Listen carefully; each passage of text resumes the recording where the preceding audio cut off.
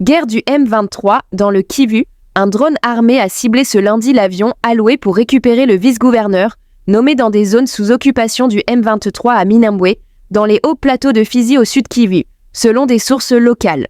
Coincé à Minembwe, Gadi Mukiza était le bourgmestre de la commune controversée de Minembwe et aurait rejoint le groupe rebelle Twigwaneho, ainsi que Red Ntabara, allié au M23 SO-RDF, jusqu'à sa nomination comme vice-gouverneur.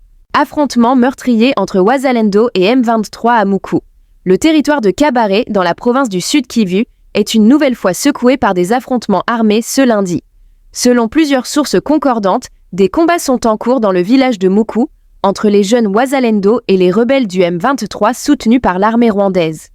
D'après la société civile locale, une bombe aurait été larguée dans la matinée sur une barrière érigée par les rebelles dans la localité de Muku, à la limite de Mushweshwe. Le bilan provisoire fait état d'au moins 5 civils tués, dont plusieurs figures locales bien connues, John Luami, Fonsi, John Timeshula, Janvier Sibanza, gardien de l'équipe de football de Mulambi, ainsi qu'un 5e corps encore non identifié au moment de cette publication. Sur place, la panique est généralisée. La population s'est retranchée dans les habitations. Toutes les activités économiques et sociales sont à l'arrêt et les accès aux villages environnants sont bloqués. Tous les signaux sont au rouge, la peur est totale et les Wazalendo ne seraient plus qu'à quelques kilomètres de là, confie un habitant joint par téléphone. Alors que les tensions restent vives dans l'est de la RDC, malgré les engagements diplomatiques, la zone de Kabare bascule actuellement à son tour dans la spirale de la violence. La coalition RDF M23 AFC continue sa course expansionniste et étend ses conquêtes territoriales notamment vers le Winja, Kasimba ainsi qu'à Katagoto et Twagiza, tout en menaçant la ville d'Uvira, frontalière avec le Burundi dans le sud Kivu. Cette condamnable expansion s'est faite en violation flagrante des dispositions pertinentes des paragraphes opérationnels D et 8 de la résolution 2773. Bien plus, ce tandem continue de renforcer l'établissement d'une administration parallèle en nommant de nouvelles autorités à Goma, Nord Kivu et à Bukavu, dans le sud Kivu. Congolaises, Congolais, mes chers compatriotes, en ce 30 juin 2025, nous commémorons le 65e anniversaire de l'indépendance de notre pays. C'est un moment de mémoire, mais aussi de vérité. 65 ans dans la vie d'un homme marque l'âge de la maturité, le temps de transmettre un héritage. Pour une nation, cela devrait être celui de la stabilité, de la dignité retrouvée et de la cohésion nationale. Mais force est de constater avec lucidité et humilité que les rêves portés par nos pères fondateurs s'étaient étiolés. Les Congo forts, libres, dignes et prospères qu'ils espéraient peinent à se matérialiser. Pire encore, notre pays est aujourd'hui menacé dans son intégrité même. Plus de 100 localités, y compris des villes majeures comme Goma et Bukavu, sont tombées entre les mains des groupes armés. Le M23 et l'AFC, avec le soutien du Rwanda, terrorisent nos provinces du Kivu. Les ADF sèment l'horreur au nord Kivu. L'Ituri connaît l'occupation des faits de certaines zones par l'armée ougandaise. Et dans les Bandundu, aux portes de Kinshasa, la milice Mobondo fait régner la terreur. Ces atteintes à notre souveraineté ont plongé notre pays dans une crise humanitaire d'une ampleur sans précédent. Plus de 25 millions de nos concitoyens ont besoin d'assistance. Plus de 2 millions d'enfants souffrent de malnutrition aiguë. Près de 7 millions de Congolais sont déplacés internes, exilés sur leur propre terre. Derrière ces chiffres, il y a des vies, des douleurs, des familles, et nous ne pouvons en conscience détourner le regard. Pendant trop longtemps, une culture du déni et du rejet des responsabilités a gangréné notre gouvernance.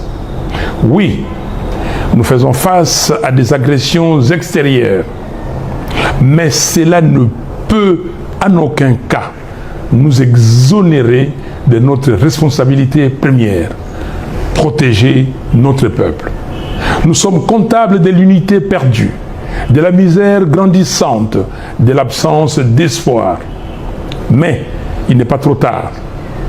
Le Congo peut se relever et il se relèvera si et seulement si nous choisissons de mettre le pays au-dessus de nos querelles. Comme le proclame notre hymne national, par les labeurs, nous bâtirons un pays plus beau qu'avant, dans la paix. Ce moment exige un sursaut. Il est temps de répondre à l'appel de la patrie, pas à celui des intérêts égoïstes. Notre Constitution, à son article 63, nous rappelle notre devoir sacré. Tout Congolais a les droits et les devoirs sacrés de défendre le pays et son intégrité territoriale en cas de menace ou d'agression extérieure. Cet appel dépasse aujourd'hui les cadres juridiques. C'est une exigence morale, un impératif historique. Alors que notre pays vient de signer un accord de paix sous la médiation des États-Unis, nous prenons acte de la dynamique positive qu'il peut enclencher. Cet accord, bien que perfectible, peut représenter une opportunité de faire taire les armes et de créer les conditions d'un apaisement durable. Pour autant, nous devons rester vigilants.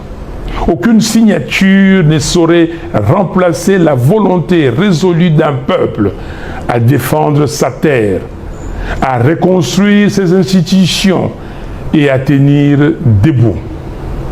Nous appelons nos partenaires internationaux à faire respecter la résolution 2773 du Conseil de sécurité des Nations Unies, à régler la question des FDLR qui ne doit pas être indéfiniment imputée au Congo et à nommer les choses avec clarté. L'agression que subit la RDC ne peut être maquillée sous l'expression des mesures de défense. Chers compatriotes, la paix durable naîtra véritablement de notre capacité à mettre en place un état de droit, à renforcer notre armée pour garantir notre intégrité territoriale, à assurer la cohésion nationale et à imposer une gouvernance intègre. L'histoire de peuple nous enseigne que la paix passe par la cohésion et la cohésion passe par les dialogues. Voilà pourquoi je demande avec conviction et sens des responsabilités l'organisation sans délai d'un dialogue national inclusif entre Congolaises et Congolais sous la médiation de nos pères spirituels pour penser nos plaies, dire nos vérités et reconstruire la confiance. Le 5 juin, j'ai rencontré Félix Tshisekedi. Depuis, j'ai échangé avec d'autres leaders politiques et figures de la société civile.